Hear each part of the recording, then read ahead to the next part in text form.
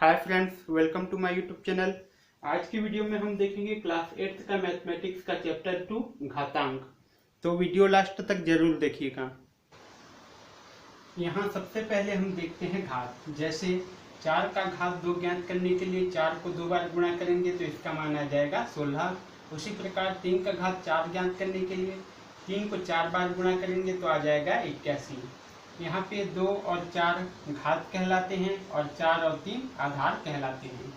अब देखते हैं ऋणात्मक संख्या का घात। -1 का घात 2 ज्ञात करने के लिए -1 को 2 बार गुणा करेंगे तो 1 का गुणा होगा तो आ जाएगा 1 और माइनस माइनस गुणा होकर आ जाएगा प्लस।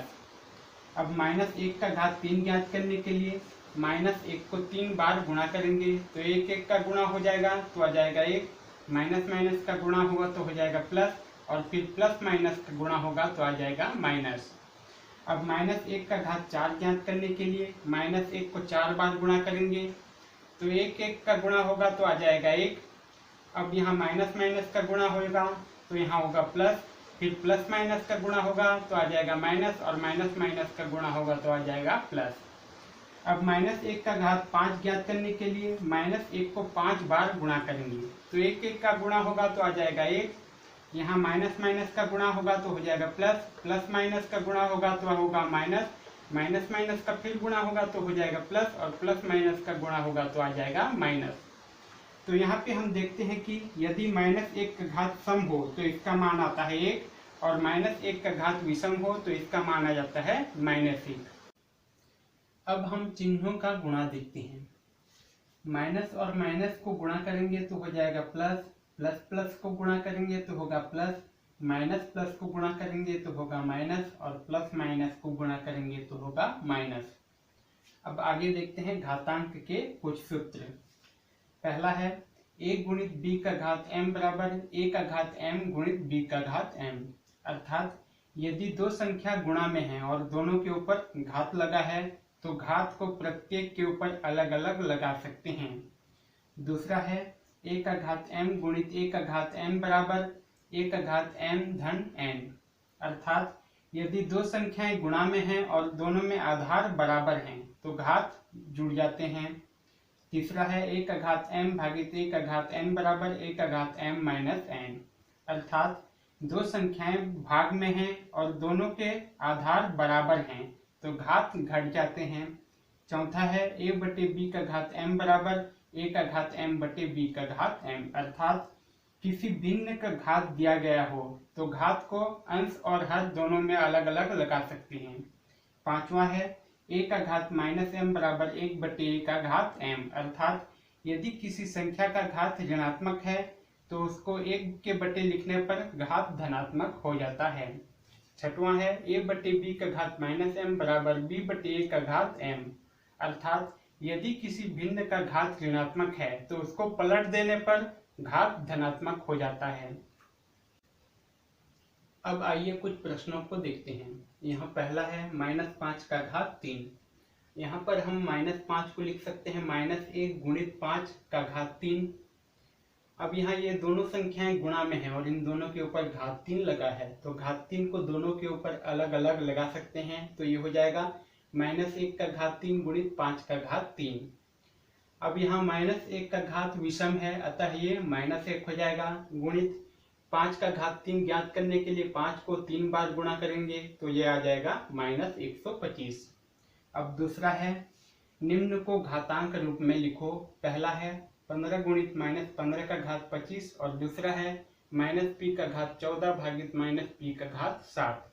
यहाँ हम पहला को लेते हैं 15 गुणित -15 का घात 25 बराबर 15 गुणित -15 को हम लिख सकते हैं -1 गुणित 15 और इसका घात है 25। अब यहाँ ये दोनों संख्याएं गुणा में हैं और इन दोनों के ऊपर घात 25 लगा है तो घात 25 को प्रत्येक के ऊपर अलग अलग लगा सकते हैं तो ये हो जाएगा 15 गुणित -1 का घात 25 गुणित 15 का घात 25।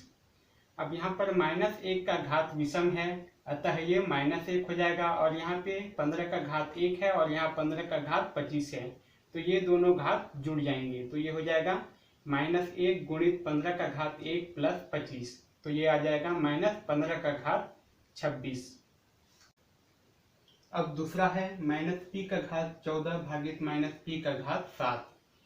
यहाँ पर माइनस पी बराबर है, अर्थात आधार बराबर है और बीच में भाग है, अतः घात घट जाएगा। तो ये हो जाएगा माइनस पी का घात 14 माइनस 7। 14 में 7 घटाएंगे तो आ जाएगा 7। अब माइनस पी को हम लिख सकते हैं -1 गुणित पी। यहाँ पे ये दोनों संख्याएं गुणा में हैं और इन दोनों के ऊपर घात 7 है, तो घात 7 को दोनों के ऊपर अलग अलग लगा सकते हैं। तो ये हो जाएगा -1 का घात 7 गुणित पी का घात 7। अब -1 के ऊपर विषम घात है, अतः इसका मान होगा -1 और पी का घात 7, तो ये हो जाएगा -पी का घात 7। अब तीसरा प्रश्न है, दोनों पक्षों को हल कर निम्न कथन की सत्यता की जांच करो। -2 का घात 4 गुणित -2 का घात 2 बराबर -2 का घात 8 भागित -2 का घात 2। यहाँ पर -2 आधार बराबर है और बीच में गुणा है, इसीलिए घात जुड़ जाएगा। तो ये हो जाएगा -2 का घात 4 प्लस 2 बराबर, यहाँ पे भी आधार बराबर है और बीच में भाग है, इसीलिए घात घट जाएगा। तो ये हो जाएगा -2 का घात 8 माइनस 2।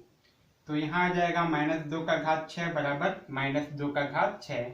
यहाँ दोनों पक्ष बराबर हैं, इसीलिए दिया गया कथन सत्य है। अब चौथा प्रश्न है, 4/5 का घात 4 गुणित 5/4 का घात 2। यदि हम यहाँ पे 5/4 को उलट देंगे तो ये दोनों बराबर हो जाएंगे, तो हम इसको उलट लेते हैं। इसको उलटने पर इसका घात ऋणात्मक हो जाएगा, तो ये हो जाएगा 4/5 का घात 4 गुणित 5/4 को 4/5 लिखेंगे तो इसका घात ऋणात्मक हो जाएगा, तो ये हो गया -2। अब यहाँ पे ये दोनों बराबर हैं, अर्थात आधार बराबर हैं और बीच में गुणा है, इसीलिए घात जुड़ जाएंगे। यहाँ ऋणात्मक घात है तो इसको जोड़ने पे ये घट जाएगा, तो ये हो जाएगा 4/5 का घात 4 माइनस 2। 4 में 2 घटाएंगे तो ये आ जाएगा 2। 4/5 का घात 2, यहाँ पे भिन्न का घात 2 है, तो घात 2 को अंश और हर दोनों में अलग अलग लगा सकते हैं। तो ये हो जाएगा 4 का घात 2/5 का घात 2। 4 का घात 2 बराबर होता है 16/5 का घात 2 बराबर होता है 25, तो इसका मान आ जाएगा 16/25। अब पांचवा प्रश्न है, -5 का घात 3 भागित -1/5 का घात 2। यहाँ पर हम यदि इसको पलट दें तो इन दोनों के आधार बराबर हो जाएंगे, तो हम इसको पलट लेते हैं। इसको पलटने पर घात ऋणात्मक हो जाएगा, तो ये हो जाएगा -5 का घात 3 भागित -5 का घात -2। अब यहाँ पर इन दोनों के आधार बराबर हैं और बीच में भाग है, इसीलिए घात घट जाएगा, तो ये हो जाएगा -5 का घात 3 -2। अब यहाँ माइनस माइनस का गुणा होगा तो ये हो जाएगा प्लस, तो ये हो गया -5 का घात 3 + 2। इन दोनों को जोड़ेंगे तो हो जाएगा 5, तो ये हो गया -5 का घात 5। अब हम -5 को लिख सकते हैं -1 गुणित 5 और इसका घात है 5। अब यहाँ पे ये दोनों संख्याएं गुणा में हैं और इन दोनों के ऊपर घात 5 लगा है, तो घात 5 को दोनों के ऊपर अलग अलग लगा लेंगे, तो ये हो जाएगा -1 का घात 5 गुणित 5 का घात 5। अब यहाँ -1 के ऊपर विषम घात लगा है, इसीलिए इसका मान हो जाएगा -1 और 5 का घात 5 का मान आ जाएगा 3125। इस प्रकार इसका मान आ जाएगा -3125। अब छठवां प्रश्न है, -25/49 को घात के रूप में व्यक्त करो। अब हम यहाँ -25/49 को लिख सकते हैं -1 गुणित 25/49।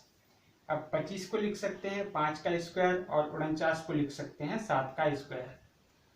अब यहाँ अंश और हर में एक ही घात लगा है, तो इस घात को पूरे भिन्न में लगा सकते हैं, तो इसका मान आ जाएगा -5/7 का घात 2। अब सातवां प्रश्न है, सिद्ध कीजिए p/q का घात m गुणित p/q का घात m गुणित q/p का घात m बराबर q/p का घात -m। इसको सिद्ध करने के लिए हम लेफ्ट हैंड साइड को लेंगे और इसको हल करेंगे और राइट हैंड साइड ले आएंगे। यहाँ पर है p/q, यहाँ पे है p/q और यहाँ पे है q/p।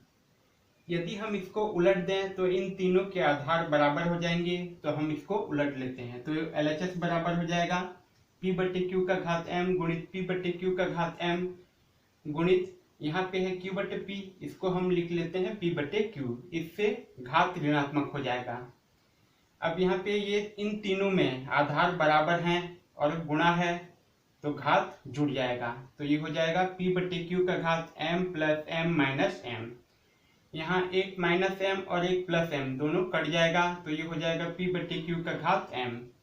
यदि हम इसको उलट दें तो RHS आ जाएगा, तो हम इसको उलट लेते हैं, तो ये हो जाएगा q बटे p और घात ऋणात्मक हो जाएगा, तो ये आ जाएगा q बटे p का घात माइनस m और ये RHS है, तो यहाँ LHS बराबर RHS आ गया, अतः ये दिया गया कथन सिद्ध हो गया।